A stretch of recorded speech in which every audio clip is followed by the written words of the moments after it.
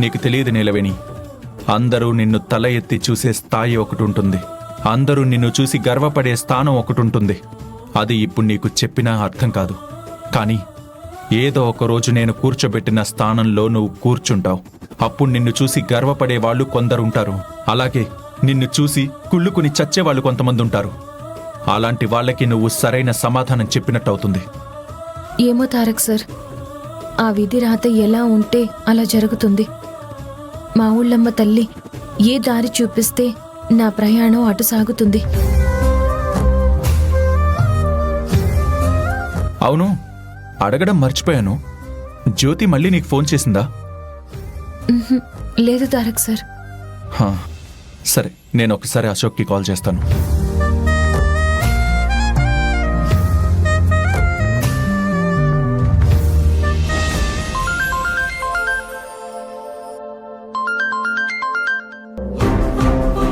జ్యోతి, Tarak phone చేస్తున్నాడు. Lift చేయకండి, ఎందుకంటే ఇప్పటికే తారక్ అన్నయ్యకి అబద్ధం చెప్పాను. ఆయనకి ఎవ్వరూ చేయనంత ద్రోహం చేశాను. ఇప్పుడు దాని గురించి అడిగితే ఏం సమాధానం చెప్తాం? నువ్వు చెప్పింది కూడా నిజమే జ్యోతి.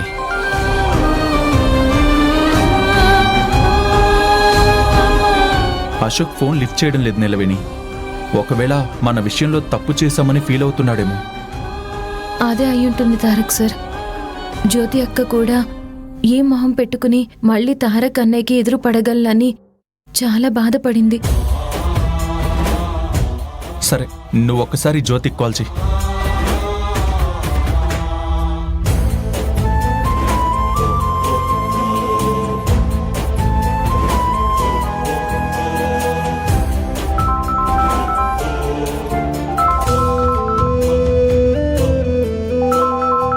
నీలవేణి నాకు ఫోన్ చేస్తుందండి.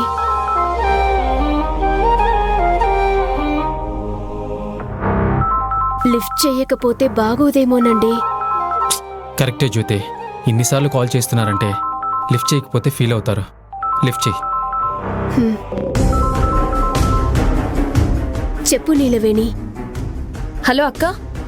ఇటు జ్యోతి, అర్జెంటుగా ఎక్కడున్నా సరే నువ్వు అశోక్ ఇంటికి వచ్చేసేయండి. అన్నా, ఇంటిగా? నేను మీకు తీరని ద్రోహం చేశాను. ఇప్పుడు ఏ మొహం పెట్టుకుని మీకు ఎదురుపడమంటారు? మేము రాలేమన్నా. అదంతా నాకు తెలీదు. వెంటనే మీ ఇద్దరు ఇంటికి రావాల్సిందే. మీరు వస్తున్నారు అంతే. అన్నా, ఒక్క నిమిషం.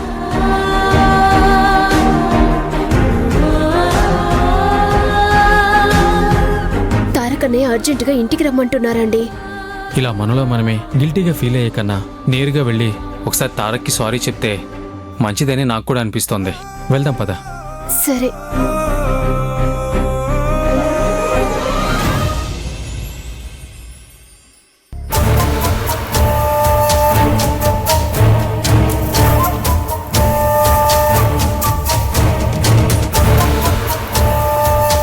అమ్మా, ఈ ఇంట్లో మనకి బలం తగ్గుతున్నట్టు అనిపిస్తుంది. మన విరోధుల బలం పెరుగుతున్నట్టు అనిపిస్తుంది. నిశ్శబ్దంగా పడుకున్నంత మాత్రాన సింహానికి బలం తగ్గినట్టు కాదు.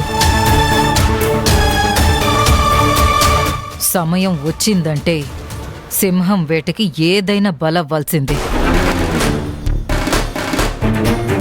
మనకి బలం తగ్గిపోతుందని నువ్వు కంగారు పడకు.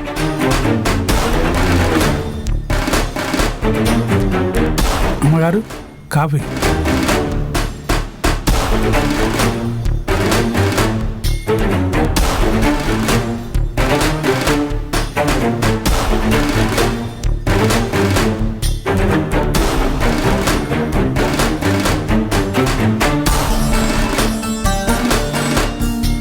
ఏ కుకుటేష్, ఆగరా.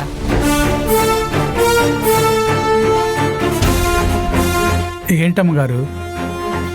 నువ్వు ఈ ఇంట్లో ఎన్నాళ్లుగా పనిచేస్తున్నావురా?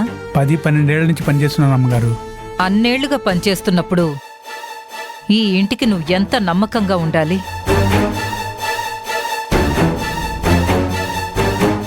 నువ్వు నీ యజమానుల కింద నువ్వు ఎంత వంగి వంగి పనిచేయాలి?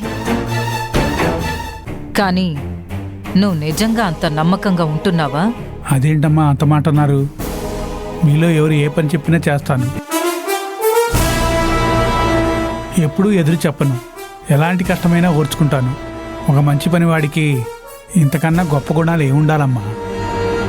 చెప్పకూడని విషయాలు చెప్పకుండా దాచాలి. గొప్ప గుణాలు చెప్పగుణాలని బాగానే చెప్తున్నావు, కానీ ఈ ఇంటి ఉప్పు తింటూ నువ్వింకెవరికో కాళ్ళొత్తుతున్నావు, అంతేగా?